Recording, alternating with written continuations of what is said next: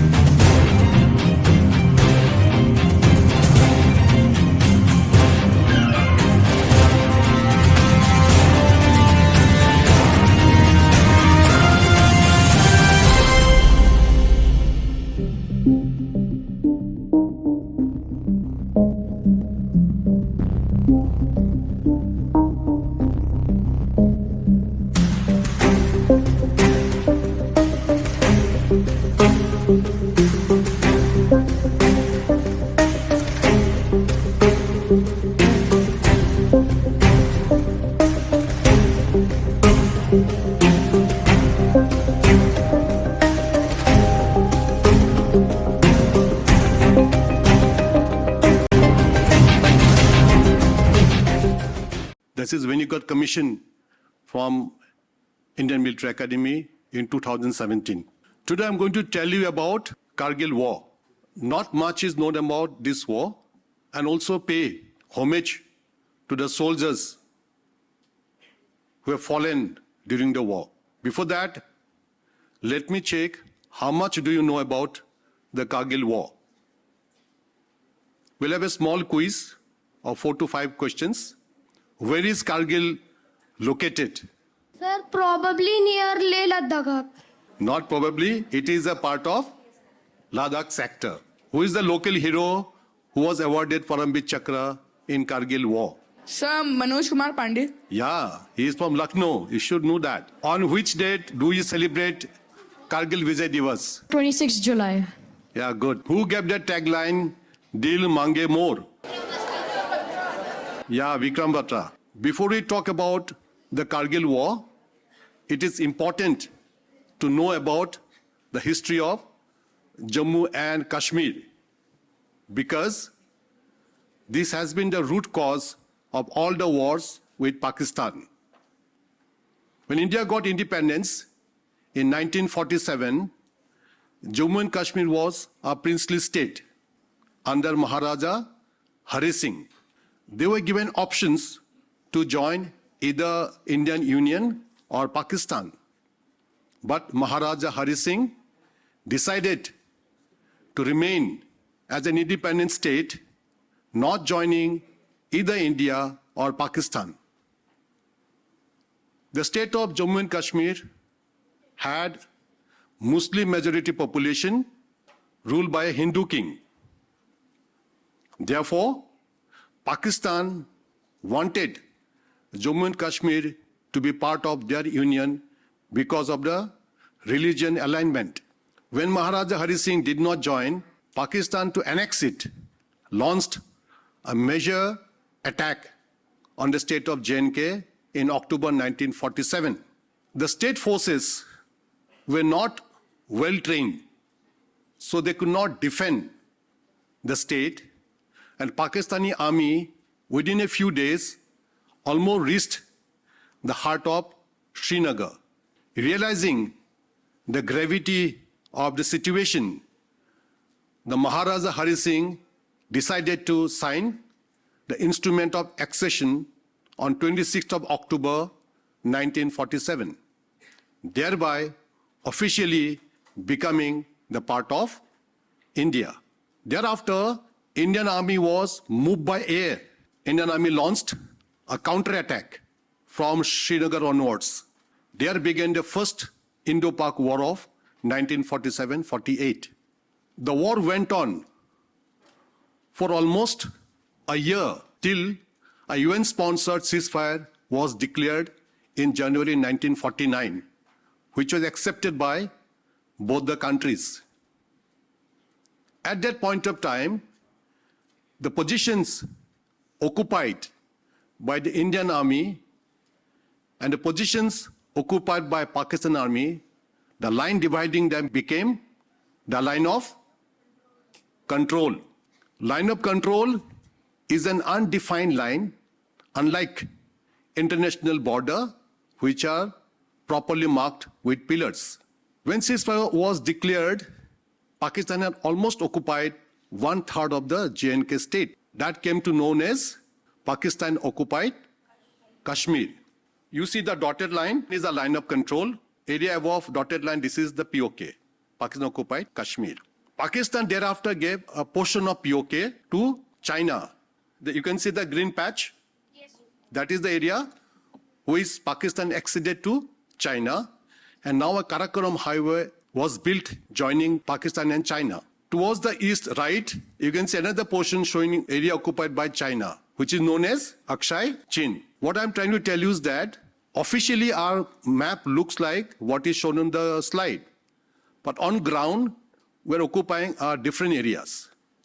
That is the difference. After 47-48, Pakistan fought 2 more wars with India, that in 1965 and 1971. In both these wars, they were defeated.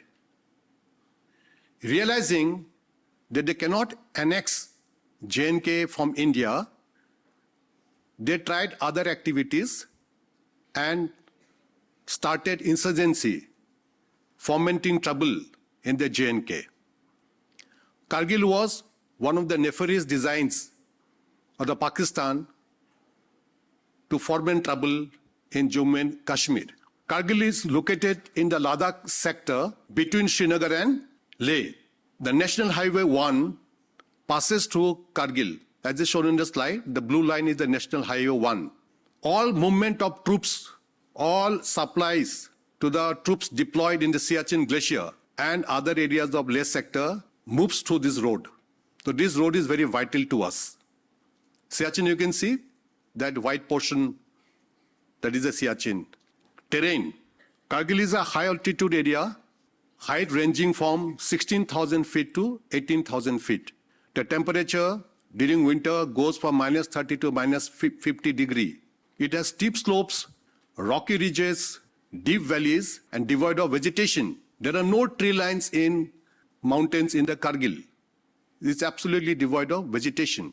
The walking is very difficult here because of lack of oxygen. So imagine troops living there carrying weight of 20 to 30 kilos and walking up the mountains, how difficult it is. This is Kargil ranges. Those in the skyline are the main ranges, height ranging from 16,000 to 18,000 feet. This is how it looks like during winter, totally snow-clad. I'm telling you the terrain because you have to imagine the war, how difficult it would have been for the troops to fight there at that height. The background to the Kargil War, because of the extreme harsh conditions, both the Pakistan and India have a mutual understanding that during winter, the forward troops, they fall back to a rear position. Because in winter, it is very difficult to logistically maintain them because there's so much of snowfall and the winter is extreme. However, in 1999, Pakistan, what they did, we reoccupied a position in summer, sometime in May, June. But before we could occupy our positions, in February, they crossed the line of control and occupied key positions along the National Highway 1 so that they could dominate the National Highway 1 and cut off our supplies and troops movement to Siachen and other areas of Leh sector. This is a slide showing the intrusion of Pakistan Army across the line of control.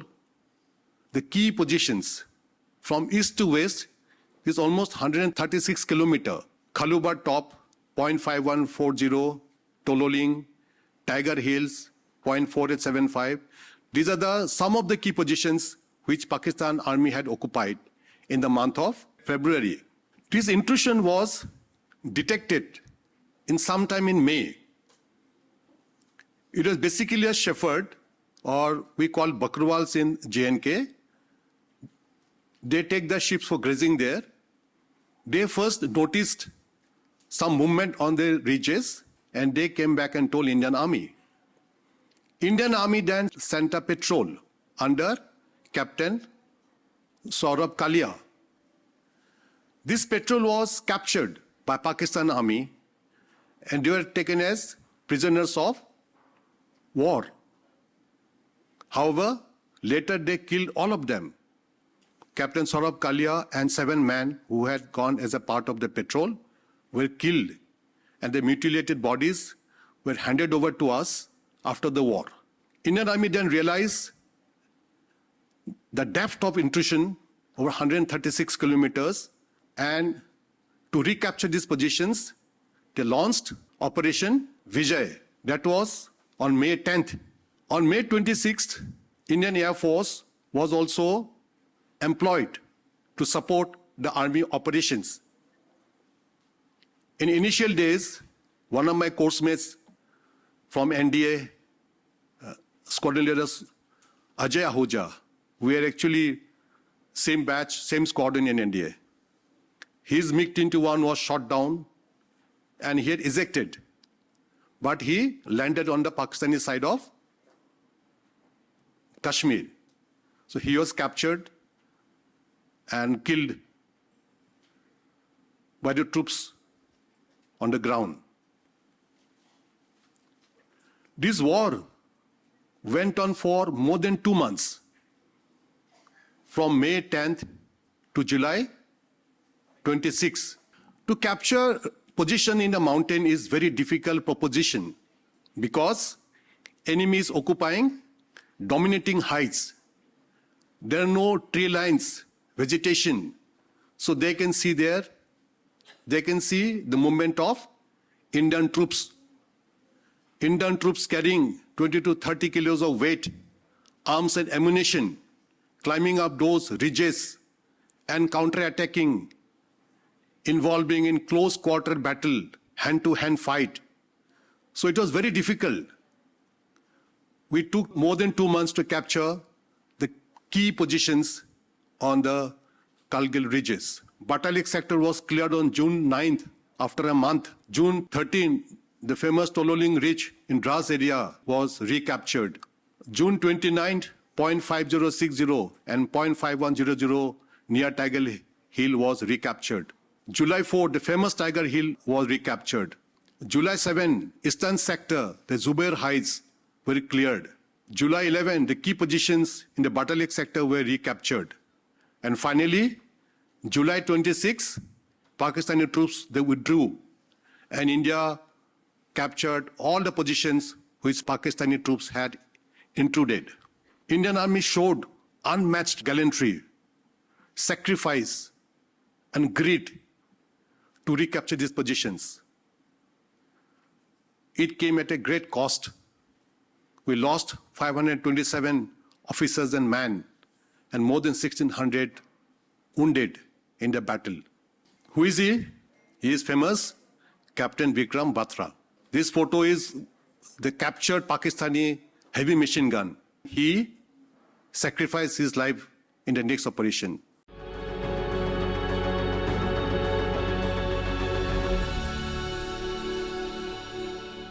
My company's success was ye dil mange more. The guys were so highly charged up that they're wanting that some more bunkers should have been there and we would have got the more chaps. He was the bravest of the brave, whose slogan Ye Dil Mange More defined the spirit of some of India's bravest sons, soldiers who fought some of the most intense infantry battles since the Second World War. For his bravery, Vikram Batra was honored with the Paramveer Chakra. At the height of the Kargil War, the NDTV team met the young captain just days before he perished, fighting to liberate the impossible point 4875 in the Kargil Heights.